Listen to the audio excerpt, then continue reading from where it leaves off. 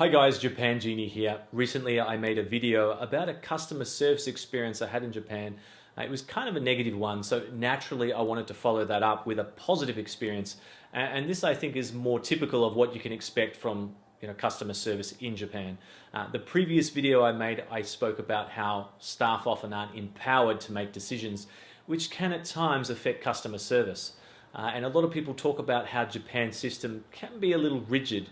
And what is really meant by this is, let's say you come to Japan and get a mobile phone, and for whatever reason you can't get your bank account linked to the phone account for monthly automatic payments.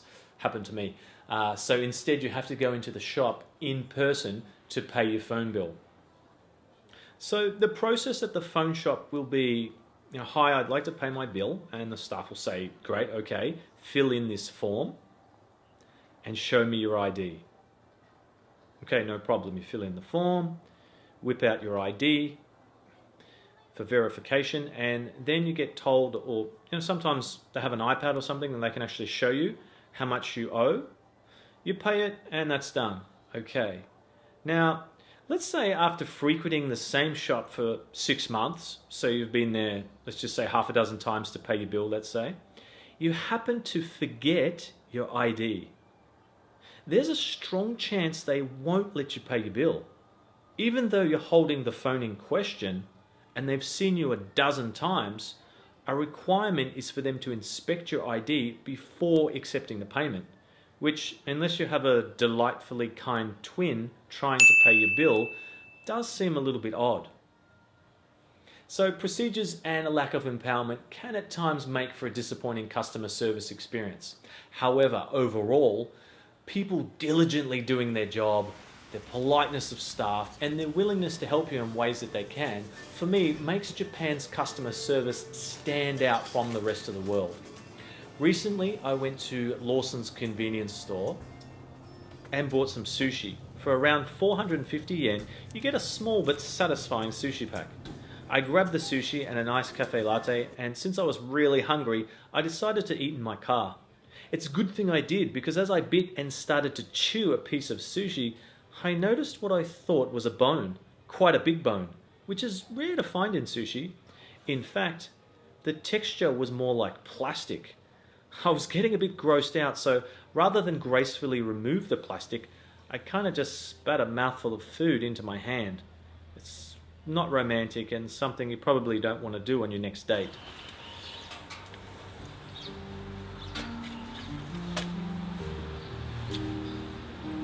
最近考えてたの。あなたのことを愛して。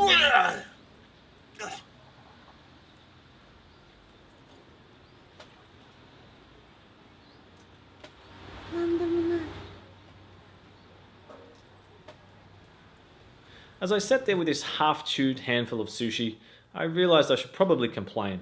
I figured Lawson's could contact the supplier and they could do a bit of a quality control check to avoid this sort of thing happening to someone else.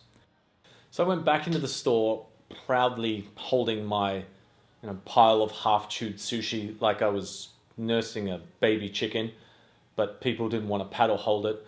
When I got to the counter, I said to the staff, Sushi no naka kara plastic o mitsukete shimaimashita.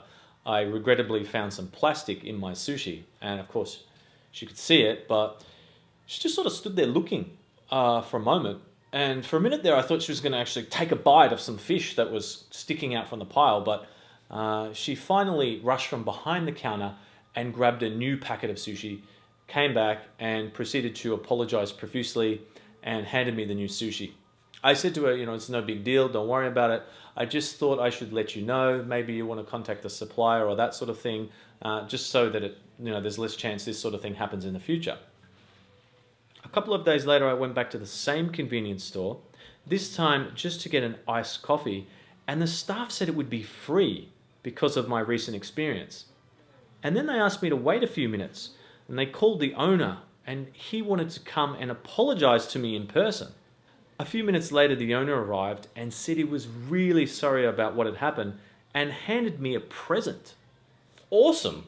This present, which I've been waiting until I make this video to open. It's been over a month now, so I hope whatever it is, it hasn't gone bad. I hope it's not. Fish.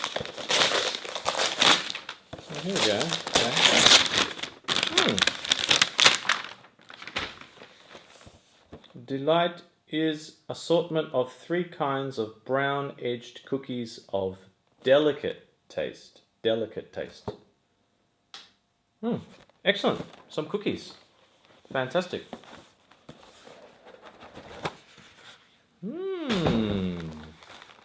Lovely.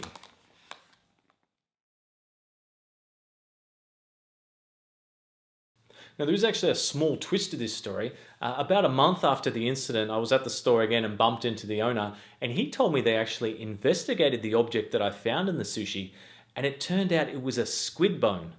I didn't even know squids had bones, but apparently they do have a spiny cartilage, and that's what it was.